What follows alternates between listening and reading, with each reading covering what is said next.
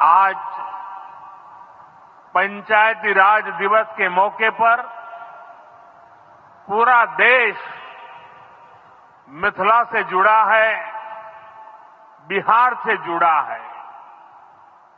आज यहां देश के, बिहार के विकास से जुड़े हजारों करोड़ रुपए के प्रोजेक्ट का शिलान्यास और लोकार्पण हुआ है।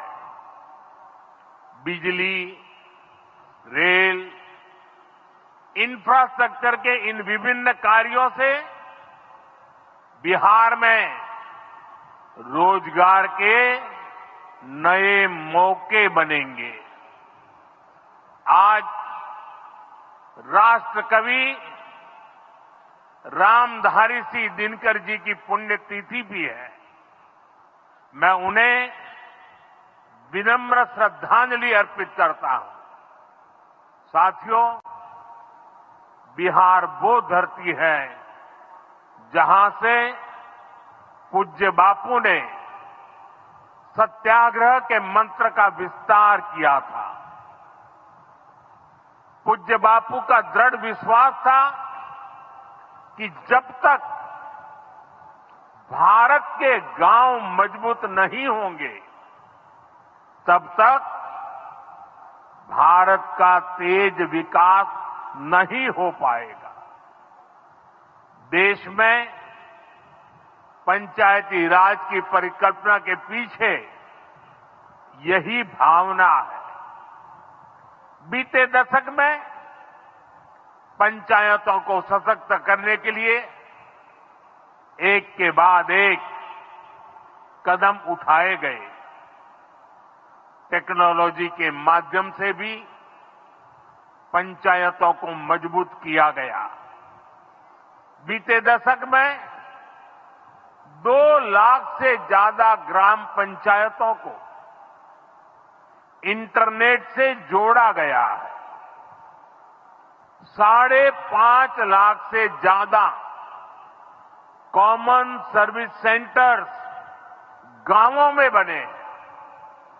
पंचायतों के डिजिटल होने से एक और फायदा हुआ है। जीवन मृत्यु प्रमाण पत्र, भूमि धारण प्रमाण पत्र, ऐसे कई दस्तावेज आसानी से प्राप्त कर सकते हैं।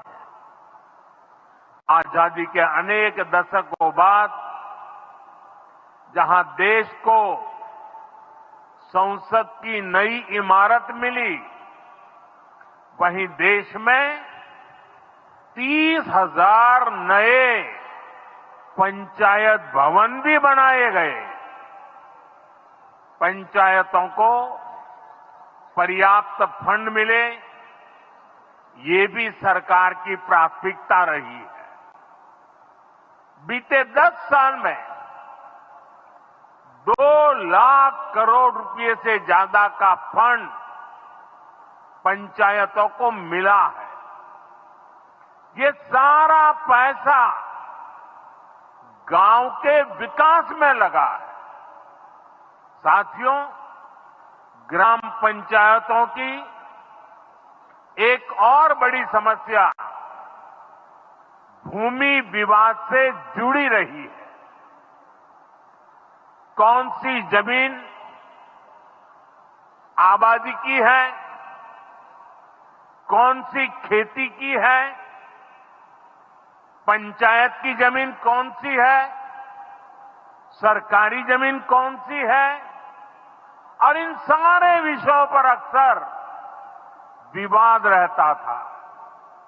इसके समाधान के लिए जमीनों का डिजिटलीकरण किया जा रहा है। जमीनों के रिकॉर्ड का डिजिटलीकरण से अनावश्यक विवादों को सुलझाने में मदद मिली है।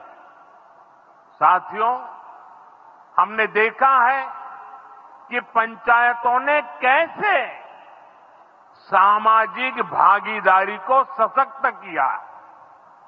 बिहार देश का पहला राज्य था जहां महिलाओं को इनमें 50% आरक्षण की सुविधा दी गई और इसलिए मैं नीतीश जी का अभिनंदन करता हूं।